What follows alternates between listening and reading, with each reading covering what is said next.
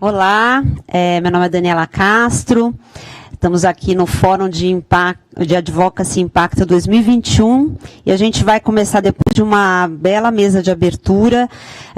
O objetivo do evento é falar sobre mudanças estruturais, políticas, sociais, falar de advocacy, de impacto, de negócio de impacto. E nessa segunda mesa, como a gente já falou para quem está chegando agora, nós temos uma mesa de impacto, Impacta Mundo, que a gente fala de assuntos mais abrangentes, e as mesas de cases e causas e ciclo de debate, em que a gente vai falar de estratégias inovadoras, criativas, mas também de alguns casos nacionais e internacionais que possam dar um exemplo, o que a gente possa se inspirar e conhecer como é que foi o funcionamento, quais foram os aprendizados e os desafios. E a gente vai falar hoje de como implementar um pacto setorial, e a gente vai olhar para o case do Pacto pelo Esporte. A realização desse fórum é feita pelo Impact Hub Brasília, a Impacta Advocacy, da qual sou fundadora. Queria agradecer especialmente os patrocinadores, Instituto Alana, Fundação Maria Cecília Souto Vidigal e o Instituto Galo da Manhã, e os nossos parceiros institucionais que nos ajudaram muito e parceiros também aí de uma atuação há muito tempo, como a Advocacy Hub, Confluentes, GIF, Grupo Mulheres do Brasil e Instituto Etos, e a parceria do Nexo Jornal. Então vou chamar aqui os nossos convidados, e aí eu posso dizer convidados e amigos, de muitos anos, para fazer esse painel com a gente. Então, João Paulo Diniz, Caio Magri, Isabel Suan e Silvia Gonçalves. Bom, João Paulo Diniz é fundador da Componente, conselheiro do Península Participações, empresa de investimentos da família Abílio Diniz, e do Instituto Península, organização social da família, que tem como objetivo melhorar a qualidade da educação brasileira. O João também é engajado em projetos que focam na promoção e profissionalização da prática esportiva, e não só isso, em mudanças estruturais do esporte. A gente está junto aí há muito tempo. Faz parte do Conselho da Atletas pelo Brasil, fez parte, criou o Live Right, e foi um dos criadores, está no Pacto pelo Esporte desde o começo, aí à frente dessa iniciativa que une diversos outros empresários e patrocinadores para definir boas práticas de governança no esporte brasileiro. Também o Caio Magri, outro amigo querido, graduado em Ciências Sociais pela Universidade de São Paulo, foi gerente de políticas públicas da Fundação Abrinq pelos Direitos da Criança e do Adolescente, coordenador do Programa de Políticas Públicas para a Juventude da Prefeitura Municipal de Ribeirão Preto, integrou a equipe de assessoria especial do presidente Lula, atua no Instituto Etos desde 2004 e foi nomeado diretor-presidente do Instituto em 2017. Participa como membro dos conselhos do Proética, da CGU, Conselho Consultivo do GRI Brasil e do Fundo JBS Amazônia. Além de, obviamente, pelo Instituto Etos, participou ativamente da criação do Rate Integra e do próprio pacto, como a gente vai falar aqui. A Isabel Suan foi a primeira mulher a conquistar a medalha olímpica da vela brasileira em Pequim, em 2008, ao lado da parceira. Também foi finalista dos Jogos Olímpicos do Rio 2016. Faz parte da Comissão de Atletas Pan-Americana, é embaixadora do Instituto Trata Brasil e vice-presidente do Projeto Grael, formada em Comunicação Social pela Universidade Federal Fluminense e com MBA em Gestão de Projetos pelo IBMEC Rio de Janeiro. Olá, gente, tivemos um problema técnico da conexão, chuva, enfim, pedimos mil desculpas a vocês. Eu já vou direto para o João de novo. João, você contar essa história da 18A, da aprovação da 18A e de como a união de empresários, como com atletas e outras organizações aconteceu. Você que sabe o histórico desde o começo.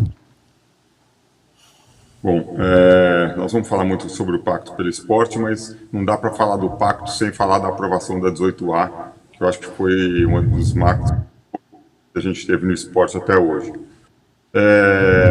Eu, como empresário e com a ligação com todos os empresários que sempre quiseram atuar e apoiar o esporte de alguma forma, sempre sentimos muita dificuldade, porque o ambiente político de esporte sempre foi muito desorganizado, confuso, e as entidades esportivas, elas ou não tinham regras claras, né, de como elas iam atuar, então a governança dessas entidades era sempre, não vou dizer mal feita, mas era feita de uma forma, às vezes, cada um fazia suas próprias regras, né, então isso era uma coisa difícil de você conseguir atuar nas entidades esportivas. Quando eu falo entidades esportivas, são os clubes, as confederações, as federações e todos os órgãos que atuam de uma forma organizada em cima do esporte. Então a gente sempre viu essa dificuldade, e não só os empresários, mas acho que a sociedade civil como um todo, que sempre pensou em apoiar, em patrocinar, em fazer qualquer coisa em prol do esporte, sentia essas dificuldades. E isso não é uma coisa exclusiva do Brasil. No mundo inteiro, você sempre teve muitos problemas de governança de entidades esportivas. Você teve vários escândalos no mundo inteiro, e aqui também não foi diferente. Então, a gente sempre sentiu essa necessidade de ter uma forma de atuar com mais segurança. A 18A, ela acabou trazendo isso, né? Ela conseguiu, na época, que essa mudança, que os recursos públicos, todos os recursos que as empresas públicas e o governo colocassem no esporte, eles iam ter que, só podiam ser colocados em entidades esportivas que tivessem regras claras. Então, essa foi a grande mudança. Então, sempre teve muito recurso, né, de empresas do governo e do governo para o esporte, e então, para você conseguir mudar isso, as empresas só iam colocar esse dinheiro, e o governo só ia colocar esse recurso nas entidades que tivessem regras claras. E você lembra, Dani, depois até você pode falar melhor que eu, sobre a aprovação da 18A, que a gente contratou um dos melhores escritórios de advocacia do Brasil, né? E a gente sempre fazia reuniões em horários e locais inusitados, porque tinham muitas forças contra essa mudança, né? E acabou dando muito certo. É legal você contar depois, até o dia, foi uma coisa assim, muito diferente, porque né, eu lembro que no dia da votação da 18A estava sendo votado no Congresso uma pauta muito mais relevante, que dava muito mais mídia, e aí a gente foi aconselhado e falou assim, não, vamos tentar fazer a votação da 18A hoje, no mesmo horário, em outro local, e acabou dando certo, foi aprovado, e quando as pessoas que não eram a favor dessa mudança viram, a 18A já tinha sido alterada.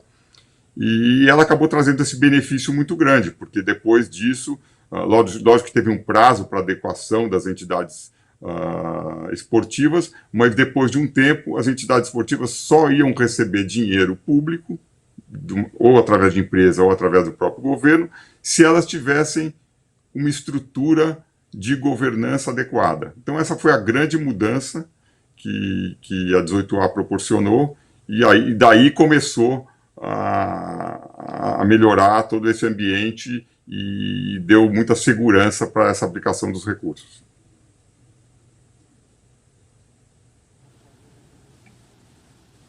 Obrigada, João. Acho que esse caminho, né, que foi uma união de atletas que se uniram em coalizão para aprovar uma legislação. Acho que a Silvia vai falar um pouco sobre Atletas pelo Brasil. O interessante que gerou muito interesse das pessoas em entender acordos privados é como esse caminho foi feito, né?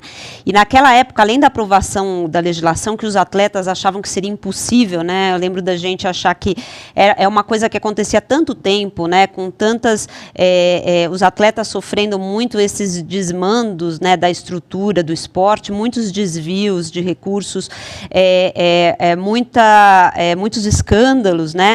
Então isso gerou uma união, né, que nunca tinha se visto.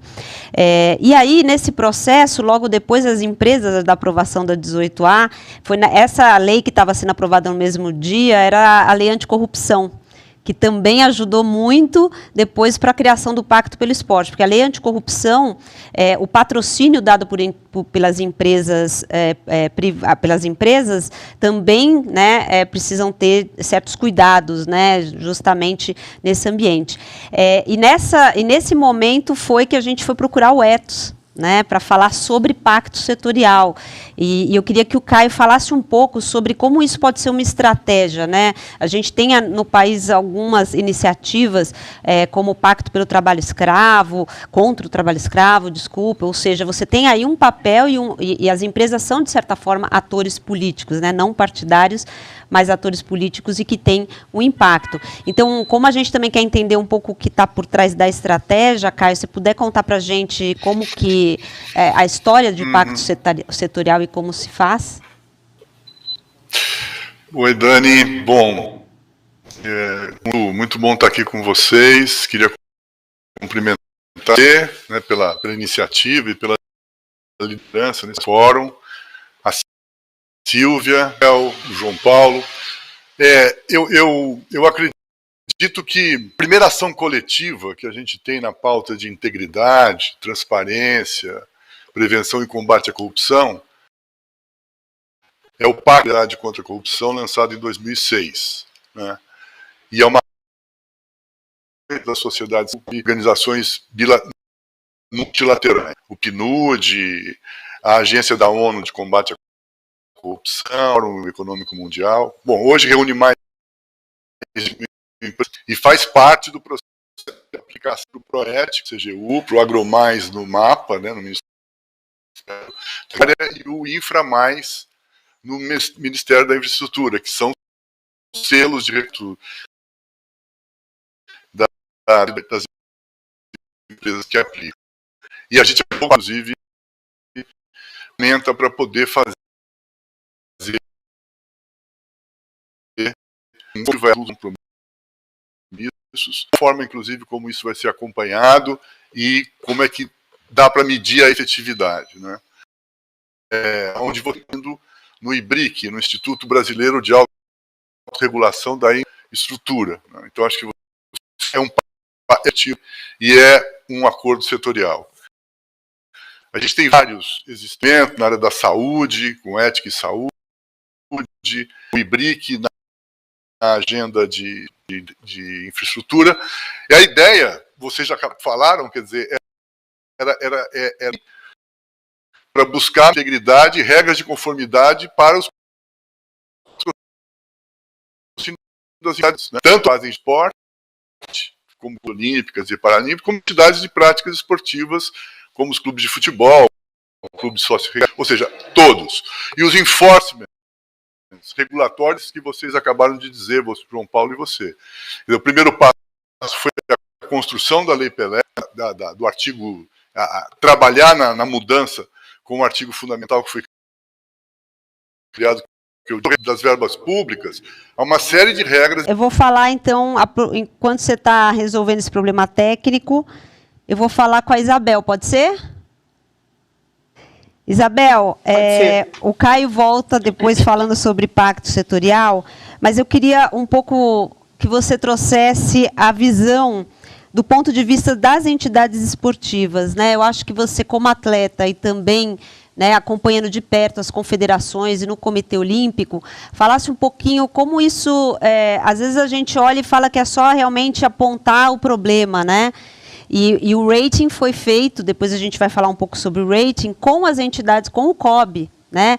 Então, é um caminho de que antes o que era dito como inimigos, né, o que não era, na verdade, se juntaram porque todo mundo se beneficia também de uma melhoria no ambiente. Queria que você falasse um pouco do ponto de vista como atleta e do ponto de vista das entidades esportivas, o que está sendo esse desafio na governança, gestão e integridade. Oi, Dani, um prazer estar aqui com vocês. Realmente, a gente vê uma mudança grande que vem a partir da Lei 18A. Né? A partir da Lei 18A, você vê desdobramentos que impactam diretamente nós, atletas, né? No caso, agora, ex-atleta, atuando na parte da gestão. E como foi importante a gente pensar, né, em garantir que um presidente de uma entidade tivesse apenas uma recondução, né, no poder, quer dizer, 2 mandatos no máximo, você ter a garantia da nossa voz, da voz dos atletas representada também.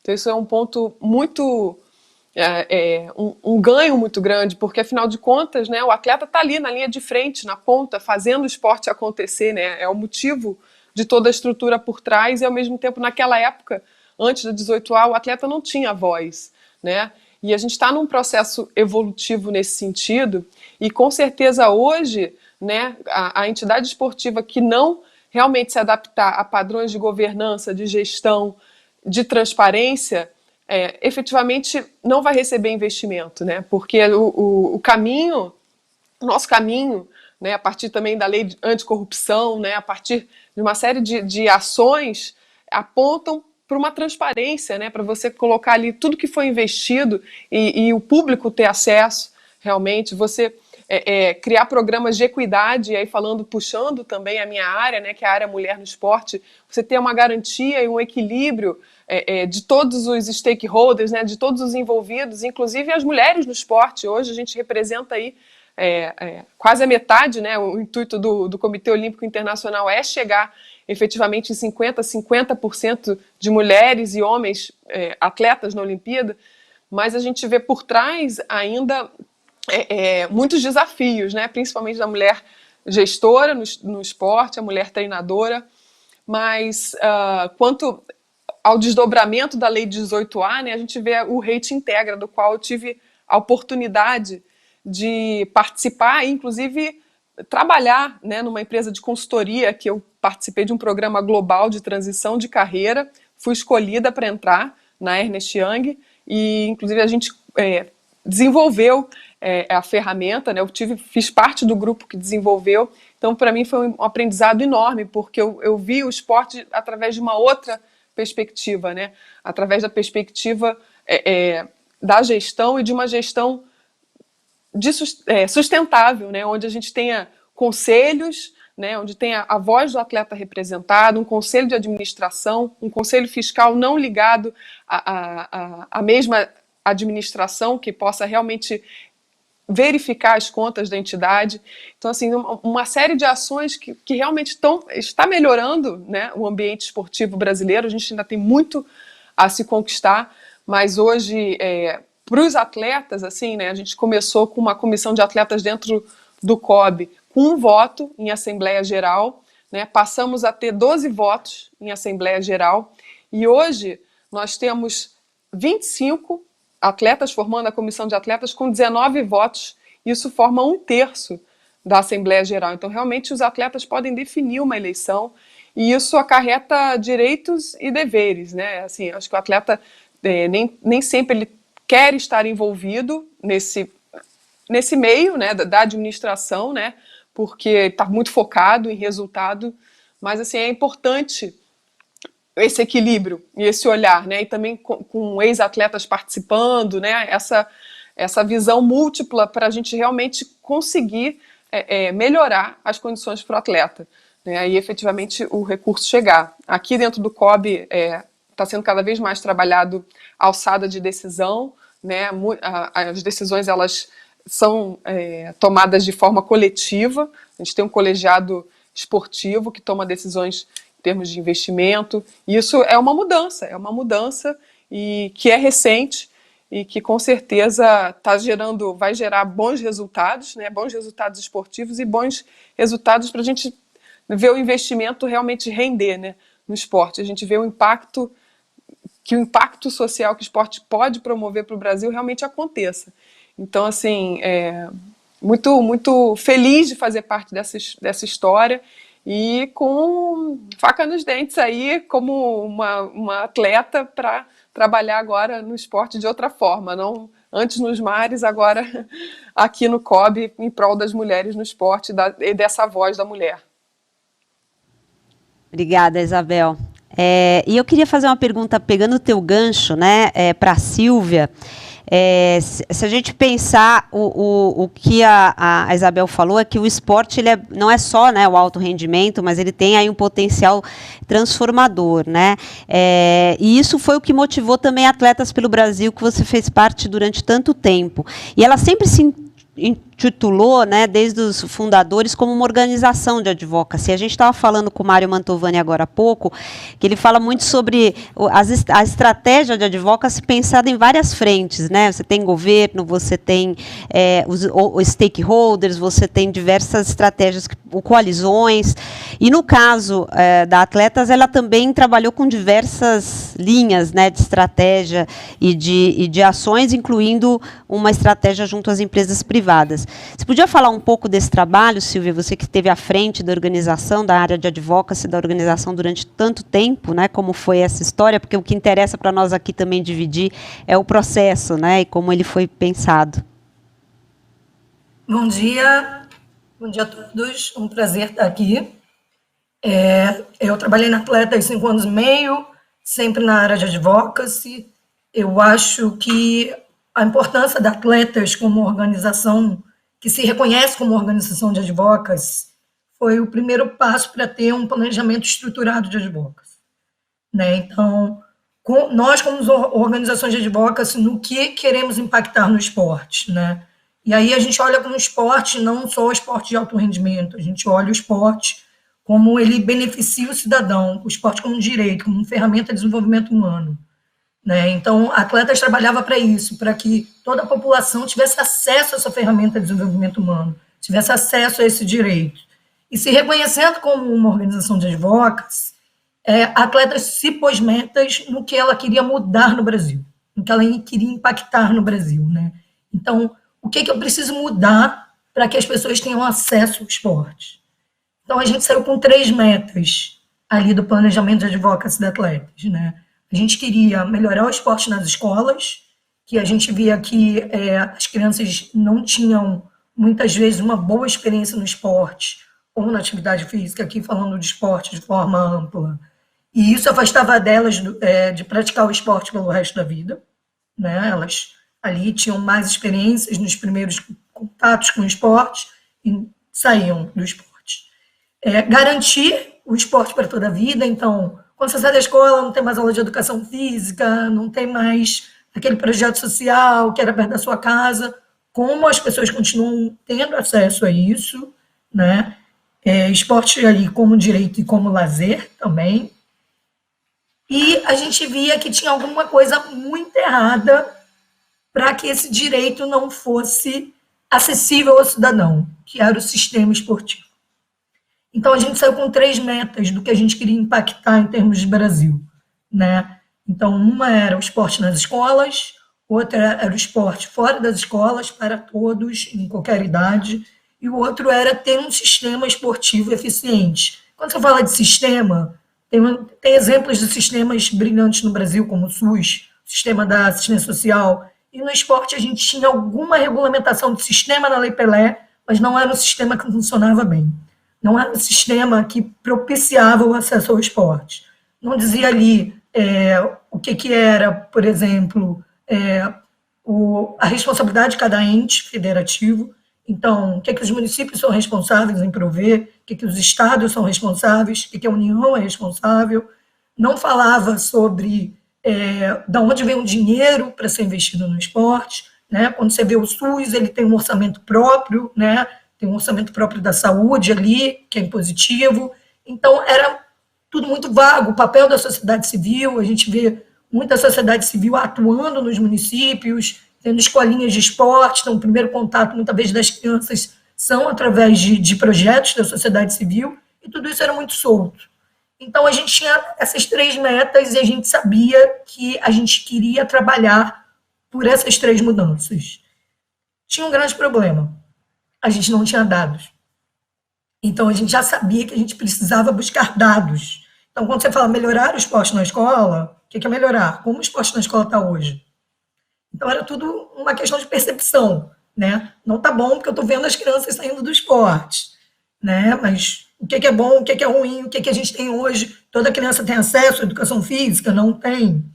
Então, a gente já tinha um problema muito grande que era dados, né? Então, entrou como uma das coisas que a gente precisava buscar para ter essas metas cada vez mais smart, né? Quantitativas, que estão muito gerais ainda. Outra coisa que a gente precisava, falando de sistema esportivo, era mexer na Lei Pelé. Então, a gente precisava garantir um sistema esportivo na legislação e implementar esse sistema esportivo. Então, a gente usou algumas estratégias, tendo essas metas claras para a gente. Uma das estratégias era trabalhar diretamente com os municípios, porque a gente via que melhorar o esporte nas escolas e garantir o esporte para a população era a proximidade da população está com o município, está na administração municipal, né? É ele que está ali vendo a necessidade da população diretamente, né? Você fazer programas federais, às vezes, fica muito longe do foco do que você quer impactar ali no município, né? Então, a gente focou no município com um projeto chamado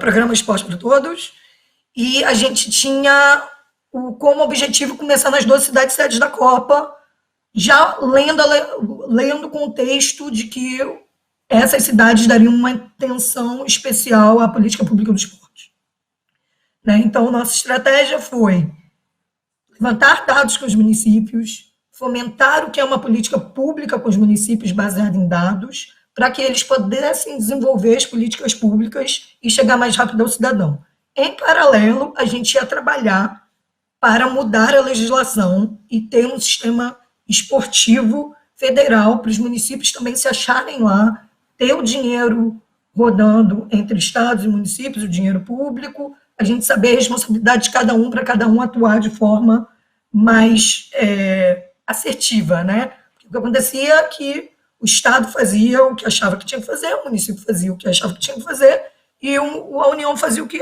achava que tinha que fazer, e muitas vezes era um desperdício de recursos, e não focava forças e recursos humanos e financeiros na finalidade deles, para cobrir todas as diretrizes ali de esporte, né? Quando a gente fala esporte para todos, esporte para crianças e o esporte de alto rendimento, né? Então, a gente começou a trabalhar com os municípios, levantando os dados com os municípios e fomentando essa política junto a eles e trabalhando junto ao governo federal, já num lobby direto com o tomador de decisão, para que a gente conseguisse aprimorar a legislação. Essas foram as duas maiores estratégias que a gente usou, né? Produção de conhecimento, de um lado, e o lobby direto. E aí a coalizão, né, depois da 18A, acho que culminou no pacto e atletas continuam até o final. Mas aí agora nós vamos falar com o Caio, que eu acho que ele complementa a fala. O Caio, a gente vai ficar só com a foto dele e só com a voz dele, nossa, infelizmente. Essa foto é do século passado. Mas é bom que você escolheu uma foto, né, mais antiga, é ótimo. Olha, Caio, você consegue falar de novo o que você falou? Porque a ideia seria entender mais, eu acho que cortou bastante, né? Tá bom, tá bom. E aí, o que a Silvia colocou, né, e o João, acho que contou essa história do ponto de vista de quem se uniu a atletas e como atletas pensou essa estratégia, e a Isabel trouxe essa contribuição sobre do ponto de vista do atleta, né, e das confederações, mas conta um pouco a estratégia pacto setorial, né, como é que você vê, e também fala um pouco do pacto, e se você puder, como a gente ficou com o horário adiantado, já contar sobre o Rate Integra, que é um desdobramento da iniciativa do pacto. Tá bom, gente, eu peço desculpas, eu realmente fiquei, o meu sinal aqui muito ruim, mas enfim, uma estratégia que começou a ser adotada no Brasil pela sociedade civil em diálogo com as empresas é a estratégia de desenvolver ações coletivas. E na pauta de integridade e combate à corrupção, a primeira delas, em 2006, foi o Pacto Empresarial pela Integridade e contra a Corrupção. A Dani falou do Pacto Nacional pela Erradicação do Trabalho Escravo, né? Que é anterior, mas o que significa que a estratégia é trazer desafios colocados pelo setor econômico, pelo modo modelo de negócios, ou por temas, como, por exemplo, patrocínios, né, onde haja riscos que possam ter a possibilidade de uma ação setorial, uma ação segmentada, coletiva, né. Hoje, você tem, inclusive, referências e reconhecimentos desses esforços no Proética, no AgroMais, no InfraMais, todos eles são resultados de processos de ações coletivas importantes e de acordos setoriais. Então, um acordo setorial é uma ação coletiva que reúne empresas com riscos na sua atividade econômica, como, por exemplo, de novo, patrocínio esportivo, ou do mesmo setor econômico. Acho que essa é. E a ideia da construção de um pacto setorial que gerou de esporte, né, surgiu desse processo que vocês já falaram, já bastante, muito claro, mas que tem, do ponto de vista histórico, enforcements regulatórios extremamente poderosos que acontecem no mesmo momento político, de convergência, né, que criam a política pública. Um enforcement sobre as entidades de gestão de esporte e de desenvolvimento de práticas esportivas com o artigo 18A da Lei Pelé, e o enforcement sobre as empresas da legislação anticorrupção inovadora que o Brasil criou em 2014. Então, em 2013, 2014, as coisas vão, em 2015, vão acontecendo, né? O pacto em 2015, a regulamentação da lei anticorrupção em 2014 e em 2013 a gente tem a 18A. Então, esse processo é o processo que é bastante poderoso. Ele acontece, no meu modo de entender, por um avanço de maturidade da sociedade brasileira também, né? Nós estamos construindo, nesse momento, uma atitude e um comportamento extremamente importante com relação à pauta da integridade, da prevenção e combate à corrupção. E acontece que, se isso é possível, para você monitorar, acompanhar, fazer com que o acordo que foi publicamente declarado por empresas, como é o Pacto pelo Esporte, você precisa de ferramentas para esse processo, e ferramentas que possam ajudar a acompanhar e a, de fato, fazer cumprir aqueles compromissos, né? De fazer o patrocínio exclusivamente para aquelas organizações que estão melhorando, estão criando condições de melhorar a sua capacidade de governança, de integridade e de transparência. É isso que a gente acabou desembocando, talvez um dos maiores legados dessa iniciativa, somada Atletas pelo Brasil, Pacto pelo Esporte, e outras organizações, o Ethos também dentro desse processo, tenha sido, nesse momento, a possibilidade da existência de mecanismos de materialidade, com concretude, para você poder avaliar a melhoria das condições da governança. E isso é o Rating Integra. E ele é muito interessante porque foi uma iniciativa que a gente construiu também a partir do âmbito do Pacto pelo Esporte.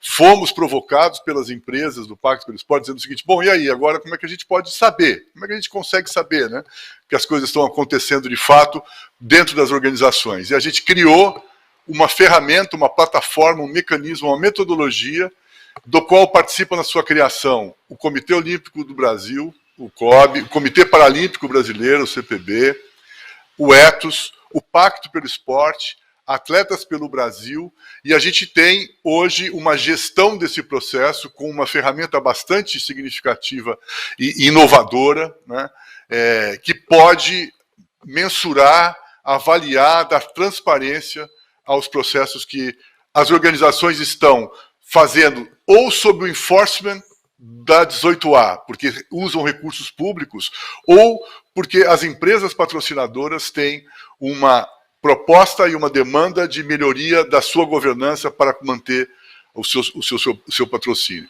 E funciona como um termômetro, né? Quer dizer, que pode e vai ajudar, e tem ajudado, a aprimorar os mecanismos de governança e da gestão da integridade, a transparência das entidades esportivas do Brasil, e criou uma forma da sociedade, do mercado, reconhecer as entidades que apresentem melhor desempenho nessas áreas, né? E o protagonismo dos atletas é muito importante nesse processo de melhoria. Eu acho que tem um movimento que acontece com os atletas em quase todas as organizações, as confederações olímpicas, paralímpicas, e nos clubes, nessa perspectiva, e a gente precisa estimular, né? É um sistema bastante simples e básico, mas que pressupõe um processo pedagógico e de aprendizado, porque você primeiro faz uma autoavaliação a partir desses indicadores, como é que está a sua fotografia, depois você avança para uma verificação externa, que vai trazer um olhar sobre a materialidade, a comprovação, né, a possibilidade de fazer um accountability desse processo. E, a partir daí, esse comitê gestor, formado por essa multiplicidade aí, multissetorial, com a visão dos atletas, com a visão das empresas, com a visão das organizações, com a visão de especialistas, toma uma decisão e constrói na escala quais são as organizações que merecem e podem estar ali na escala que a gente criou. No primeiro ciclo, há 2 anos atrás, nós tivemos 5 entidades reconhecidas, no segundo ciclo 11, ou seja, nós duplicamos esse processo, e são confederações olímpicas muito importantes, estão lá todas no site, e agora estamos lançando o terceiro ciclo, que vem com novidades, com simplificação, mas com a capacidade de continuar ajudando e apoiando as organizações a implementarem as suas ações na governança, na integridade, e as empresas de poderem ter acesso com a transparência dessas informações e dessa avaliação. É isso que a gente está fazendo, e é resultado muito importante dessa ação conjunta, setorial, do ponto de vista temático do patrocínio do esporte. Hoje, as 36 empresas que estão no pacto, eu acredito, né, Dani, que reúne cerca de 80%, 85%, 90% de todos os patrocínios esportivos do Brasil. Então, é a minha estimativa. Então, é uma ação muito bem sucedida, que construiu políticas públicas, nós temos que continuar aperfeiçoando, é necessário aperfeiçoá-las. Né, existe a necessidade de olhar permanentemente para esse processo, especialmente da regulação sobre o uso dos recursos públicos, mas a gente acha que avançou e está bem interessante. Obrigado. Desculpe aí se eu passei do tempo, Dani.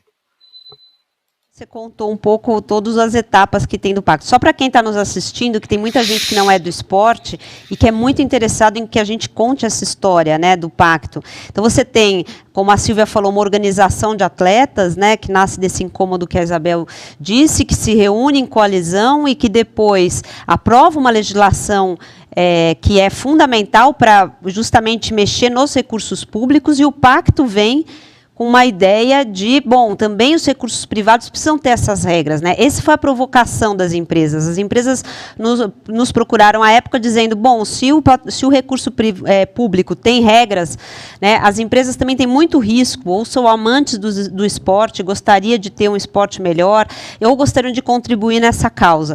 E aí que se criou o Pacto pelo Esporte, aí como o Caio falou, né, do pacto em si setorial, que é uma força do setor privado junto, se criou também mecanismos para medir. Bom, mas será que as empresas, porque o pacto ele é um acordo, né, que condiciona patrocínio à legislação 18A, ao cumprimento e à melhoria, e o Caio falou muito de um rating, que é um sistema que vai medir e dizer quem está cumprindo. Isso mostra se é um caminho, né, um caminho de ir atuando nas questões mais estruturais, e eu participei diretamente da formação do pacto, e aí eu vou passar para o João falar um pouco sobre o pacto em si, mas foi muito interessante que as empresas, né, foi um processo de 1 ano e meio de criação, área jurídica, marketing e compliance, construindo, e no final todos deram um retorno muito grande. Nossa, a gente está fazendo um trabalho aqui que foge no nosso dia a dia da empresa, mas a gente percebe que a gente está fazendo uma mudança estrutural. Então, João, conta um pouco também como é que funciona o pacto. São 37 empresas, como o Caio lembrou, dos mais variados, né, concorrentes entre si, e fala um pouquinho do pacto em si, dessa motivação das empresas. Eu lembro que eu estava já no Conselho do Atletas há algum tempo aí com vocês, né, como sendo os empresários que estavam participando do Conselho, e eu lembro que eu e você, nós fomos até numa reunião num banco pedir recursos para os atletas pelo Brasil, né, porque o atleta brasileiro também vive de recursos. A gente foi tentar captar recursos para os atletas, e aí nessa reunião com o banco falou assim, pô, vocês aprovaram um negócio maravilhoso lá, que é a 18A, que agora os recursos públicos só podem ser colocados nas entidades que estão cumprindo uma governança ideal. Só que e as empresas? A gente também coloca muito dinheiro no esporte, só que a gente não tem segurança nenhuma. A gente coloca o dinheiro no esporte, numa perspectiva que aquilo vai dar certo, faz um planejamento todo, mas a gente não tem garantia que o recurso vai chegar no lugar certo, aonde a gente quer, e vai conseguir fazer realmente uma coisa de longo prazo. Então, essa empresa nos questionou, falou assim, pô, por que a gente não faz, por que a gente não tenta montar um negócio para as empresas? Aí a Dani falou, não, vamos pensar então num pacto setorial, vamos tentar unir as empresas que investem no esporte, que também é uma parte muito relevante dos recursos que o esporte tem hoje, né? Porque o esporte tem uma parte boa que vem do governo, das empresas estatais, mas tem uma parte muito grande que vem de recursos de empresas privadas.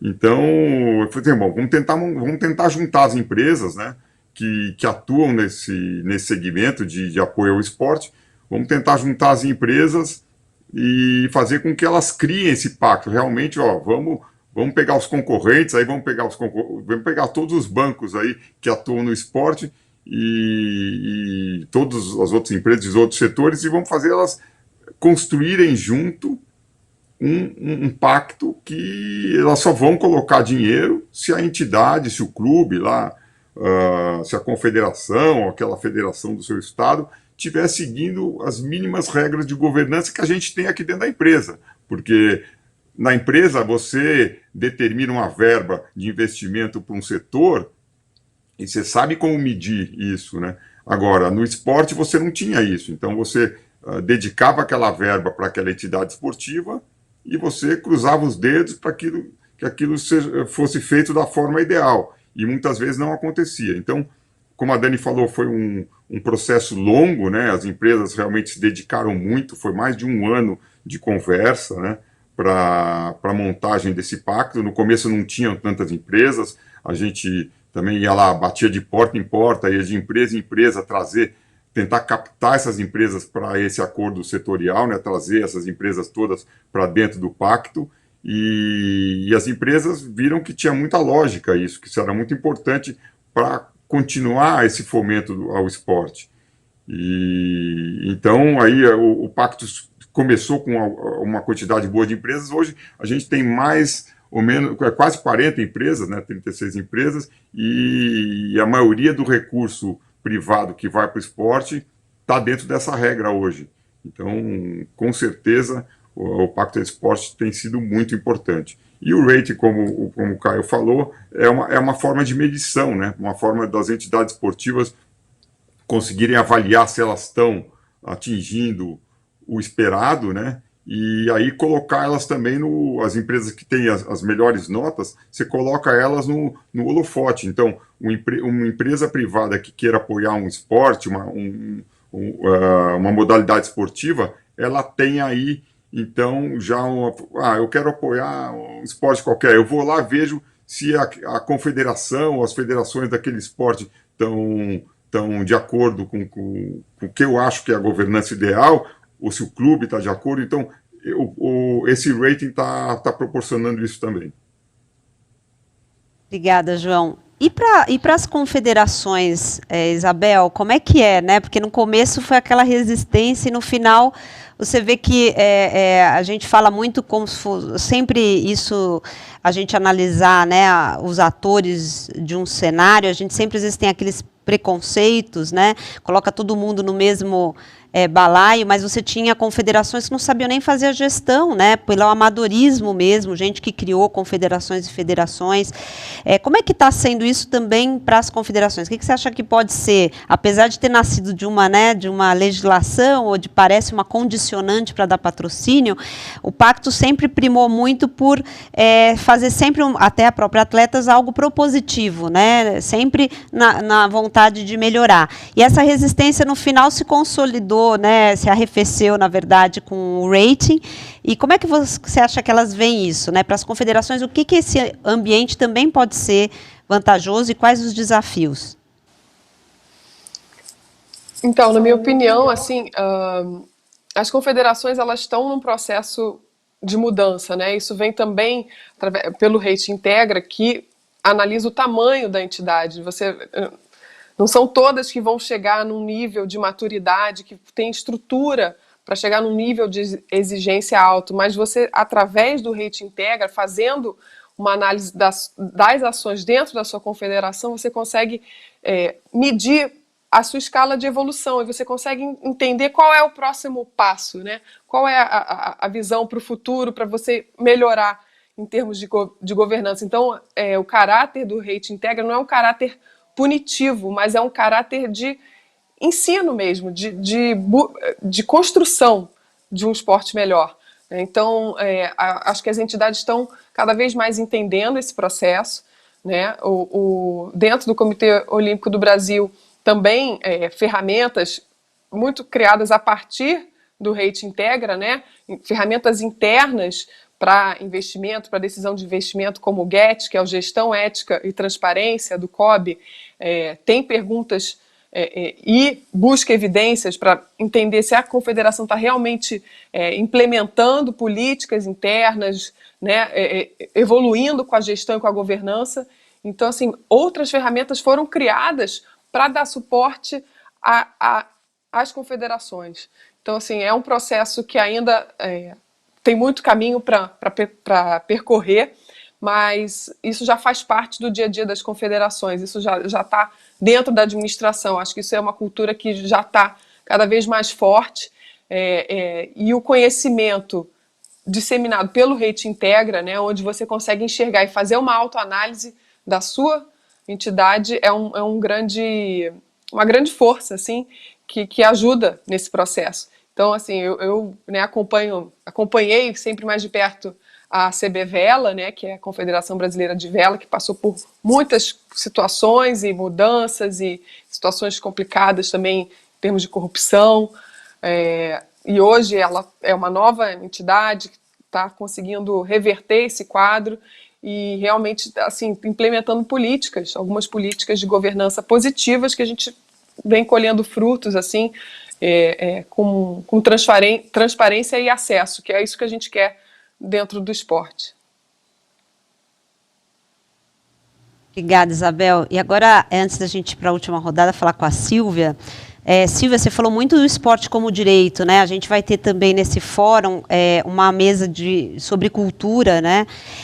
E a gente, pouca gente sabe do impacto social do esporte, né? Seja a atividade física na saúde, a questão da educação, outros dos valores, né? Que tanto o esporte ensina. Mas tem algo que eu ouvi muito dos atletas, que é um patrimônio cultural, né? O esporte também faz parte da nossa cultura. E aí você que, para mim, é uma das maiores especialistas em política pública de esporte, né, entendendo também aí todo o cenário, o futebol, né? O futebol é um patrimônio brasileiro, né? De certa forma, e agora o Rede Integra vai abrir aí para clubes de futebol. Para quem não entende muito o sistema esportivo, ele é formado por confederações, federações e clubes, né? E nós temos tem muita preocupação que a gente escuta sobre, né? Não só pela questão da gestão, muitas vezes envolve recursos públicos, e isso foi um objetivo da Atletas no começo. O recurso público, ele deve ser destinado principalmente para políticas públicas, e nós temos aí um desafio aí dos clubes de futebol que também movem tanto, né, o coração, também a expressão da sociedade brasileira cultural. E aí a gente queria que você falasse só um pouco sobre a situação dos clubes, né? Acho que tem aí um desafio grande, como o rating pode ajudar talvez a entrar nessa seara, né, e o que ele pode trazer de benefícios para o esporte brasileiro.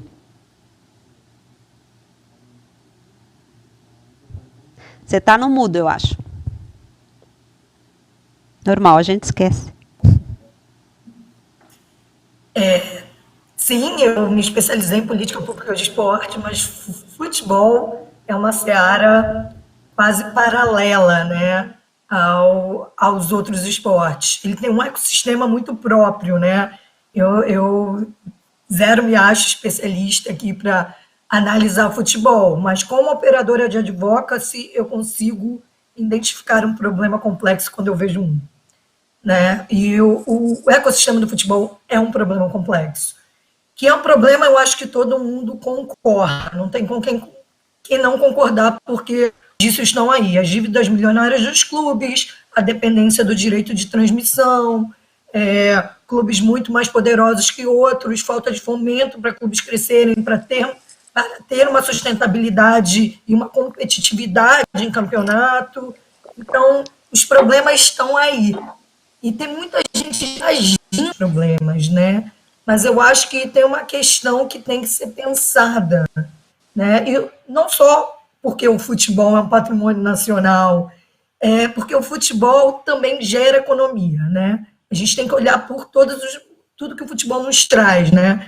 É parte da nossa identidade, sim. Ele gera 50 mil empregos, 0,5%. Tem um potencial aí do futebol a ser explorado, e para isso tem que ajeitar o ecossistema, né? Do jeito que está, não dá. Isso todo mundo concorda. Agora, o que tem que ser feito é onde você discorda, porque você tem realmente um sistema com várias partes, com diversos interesses muitas vezes conflitantes, né? Então, o problema está dado, o que se quer é o mesmo, um futebol mais sustentável, mais competitivo, mais bonito, que tragam mais torcedores ao estádio, seguro, né? E que os clubes não precisam vender seus talentos para fora para ter dinheiro para sobreviver, que os clubes não devam milhões para a União ou de dívida trabalhista. Isso tudo é o que a gente quer. Então, existe um denominador comum. É achar esse denominador comum e unir esses atores do ecossistema do futebol para trabalhar para esse denominador comum. Porque o interesse comum existe. Então, a gente precisa achar como trabalhar para ele. E eu acho que o rating talvez traga esses atores, una esses atores em torno de um denominador comum. Então, acho que é uma ferramenta que vem para mexer um pouquinho com isso. Tem grupos fazendo uma coisa, grupos fazendo outra, tem coisas andando, passou aí a lei da transmissão, está passando aí a lei da sociedade anônima no futebol, tem coisas acontecendo, mas estamos indo realmente na causa do problema?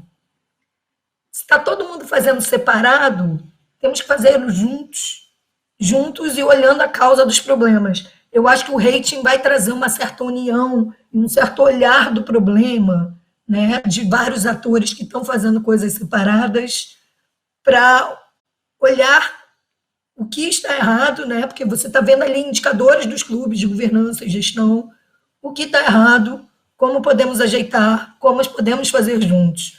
E aí é uma provocação aqui minha, né, como o ecossistema do futebol é muito próprio, e o rating é uma ferramenta, talvez um pacto pelo futebol, as empresas privadas têm um papel a cumprir aí no ecossistema do futebol também. Obrigada, Silvia. Agora eu vou passar para as considerações rápidas de todos. Talvez com uma pergunta aí para finalizar. Bom, a gente está falando de mudanças, né? Como é que vocês acham que essas iniciativas elas podem realmente mudar a estrutura do futebol? Acho que é o que a gente conversa muito com as empresas, com os atletas. Se não tivesse feito nada, né? Talvez a gente estaria discutindo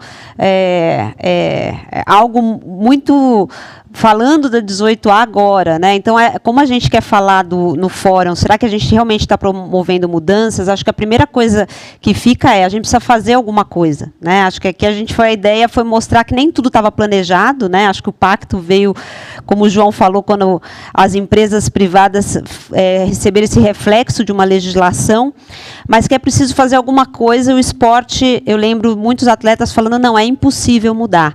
Né, isso ficou marcado. Talvez fosse impossível mudar se realmente os atores não tivessem se mobilizado, e eu concordo com a Silvia que quanto mais juntos, melhor. Né, os problemas, eu sempre falo que em advocacy a duplicidade ela é ruim, né, porque tem tanta coisa para ser feita, mesmo dentro do esporte ainda tem vários itens da legislação para mudar, do sistema para fazer, então a duplicidade é ruim. Então, eu queria deixar a pergunta aqui, o que vocês falariam para as pessoas que estão ouvindo, que estão querendo aprimorar seus projetos, suas ações, querem se envolver. A gente tem também investidores sociais que querem entrar numa seara, às vezes tem medo de política, né? E a gente vê que o pacto acaba mexendo em questões políticas e estratégicas, mas sempre de uma forma muito propositiva e segura, né? Que é possível fazer. Então, o que vocês deixariam, por terem participado desse projeto, as suas considerações finais para quem nos assiste? Começando pelo João. Tá. Bom, Dani, primeiro eu queria deixar uma mensagem de otimismo aqui. Eu sou otimista com relação a esse processo todo. Eu acho que leva um tempo, tá? Eu acho que desde a aprovação da 18A, depois as empresas se conscientizarem que tinha que montar um pacto pelo esporte, toda essa criação do pacto, depois a criação do rating, né? Vocês falaram um pouco do futebol. Eu sou otimista com relação ao futebol, porque eu acho que a solução para o futebol é você melhorar a governança dos clubes. Nada mais que isso. A hora que você melhorar a governança dos clubes, mudar a governança dos clubes, você vai ter o clube atuando como uma empresa e seguindo métricas para ter lucro, né? Para realmente ter resultado. Eu acho que, como a Silvia falou, o mercado do futebol é gigantesco. O mercado do futebol lá fora move recursos astronômicos. Você pode trazer essa mudança para cá, que hoje não tem, porque os clubes são deficitários. Então, eu acho que assim, o rating é muito importante e você, hoje, eu estou otimista porque os clubes de futebol querem aplicar para o rating, nesse terceiro ciclo que está sendo iniciado agora. Vários clubes de futebol falam, não, eu quero aplicar para o rating. O que é aplicar para o rating? Eu quero ser medido também. Eu quero que o meu clube seja avaliado, para eu saber em que estágio que eu estou para poder evoluir. Então, acho que os clubes, esse caminho que os clubes estão querendo seguir é super importante. Então, por isso que eu falo que eu estou otimista. E, assim, tanto o pacto, essa união das empresas, como o RATE, tudo que a gente tem feito é dessa forma propositiva, realmente. A gente não quer punir ninguém, a gente não quer realmente levantar quem está, assim, levantar o problema de quem está errado. A gente quer, junto, solucionar o problema. Então, acho que, assim, eu estou super otimista. Eu acho que é um processo longo, né? Começou lá com a 18A, passou pela criação do pacto, agora a formalização do rating, que você consegue avaliar e medir, né? Ter realmente essa métrica de medição. E vendo agora os clubes de futebol, que sempre foi um problema muito grande, que a gente sempre teve que atuar, esse é um problema muito grande de os clubes muito deficitários, querendo entrar agora e serem avaliados. Então, eu estou otimista, acho que é difícil montar um pacto setorial, mas é possível e não dá para desanimar, temos que continuar. Obrigada, João. Caio? Bom, eu peço de novo desculpas por estar só com a imagem aí e minha conexão, mas eu também sou anti-São Tomé, viu, João? Eu quero crer para ver, porque só o ver para crer não tem dado certo. Então, eu tenho acreditado nesse caminho que a gente tem construído, especialmente porque há uma sinalização bastante clara da sociedade, e isso, o esporte, nesses últimos 2 anos, e a pandemia foi, de alguma forma, trouxe mais questões em torno da agenda. Por exemplo, o movimento antirracista, que tem se desenvolvido nos esportes de uma maneira bastante clara, forte, necessária, e isso traz um resultado para a sociedade fundamental. Portanto, ampliar a transparência, a integridade das entidades esportivas vai contribuir sempre para a criação de um ambiente mais íntegro, ético, transparente e traz esses temas importantes. Tem clubes no Brasil fazendo um pensamento e uma reflexão sobre a importância da diversidade, da equidade, da inclusão, né?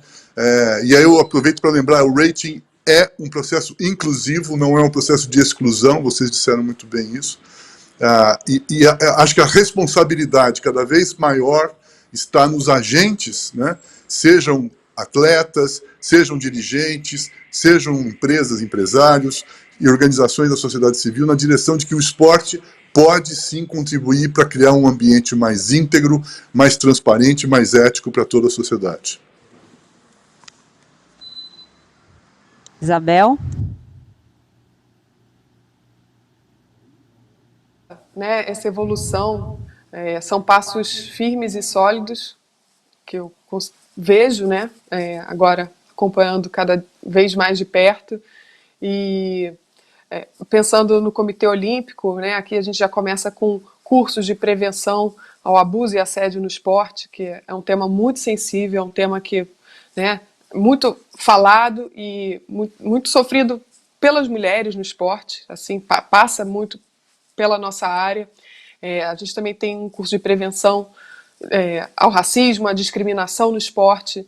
E isso tudo é um movimento onde a gente também integra um canal de ouvidoria, um canal de compliance, né, conselho de ética para julgar questões. Então, assim, isso até então, há 10 anos atrás, a gente não tinha, né? Então eu acredito que o esporte é uma grande ferramenta de mudança social, né, de possibilidade de mudança social, onde a gente aprende muito, né? Eu acho que o Brasil, mais esportista, tem uma condição de ser um país mais forte, um país onde as pessoas passam a acreditar mais em si, sabe? E ter o Rede Integra, ter o Pacto pelo Esporte, a Lei 18A, e enxergar isso um futuro ainda melhor para o esporte, para mim é combustível, para mim é o que me faz acordar todo dia para vir trabalhar, acreditando que realmente a gente precisa de um esporte forte para seguir e ter um país mais forte também. Silvia? Eu acho que dessa conversa eu tiro aqui nas minhas conclusões a gente não teria 18A se os atletas não tivessem com os empresários, né? A gente não teria um Rede Integra, a gente não teria um pacto sem os empresários junto com a sociedade civil, Atletas pelo Brasil tocando isso e o Ethos também, né? A gente não teria um Rede Integra se a gente não tivesse o COB, o CPB trabalhando juntos com Atletas pelo Brasil e o Ethos, né? O que a gente está vendo aí são união de forças para mudanças de impacto, para mudanças de melhoria de ambientes, de sistemas, né? O que eu gostaria de deixar aqui dessa mesa é essa importância de se pensar no impacto social.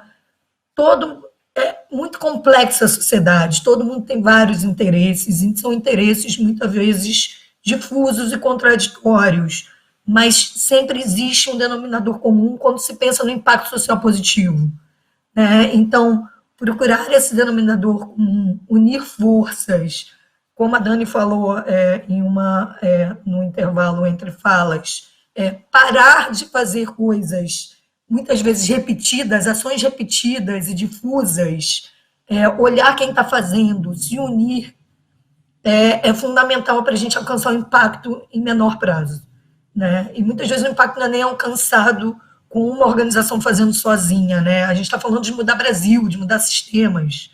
Então, pactos são fundamentais para isso, né? E o poder, o privado, né? As empresas têm um papel fundamental nisso.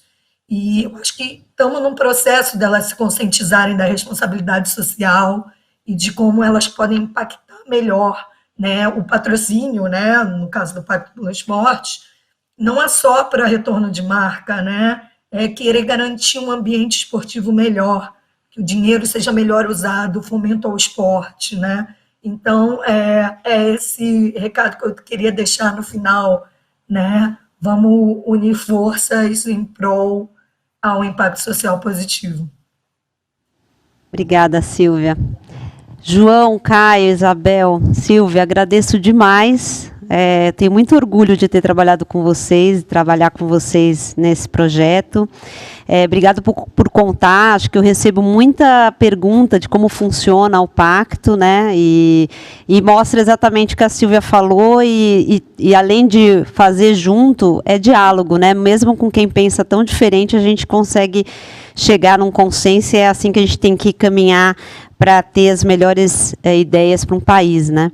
Obrigada. Eu queria agradecer todo mundo que ficou com a gente. A gente pede desculpas por alguns problemas aí de transmissão. E a gente continua à tarde, às 5 horas da tarde, acho que com o fruto dessa conversa de agora, falando no ciclo de debates sobre coalizões e acordos privados, como mantê-los ativos e efetivos. E depois, às 6h30, sobre outra estratégia importante de advocacy, que é a litigância estratégica na efetivação de direitos e políticas.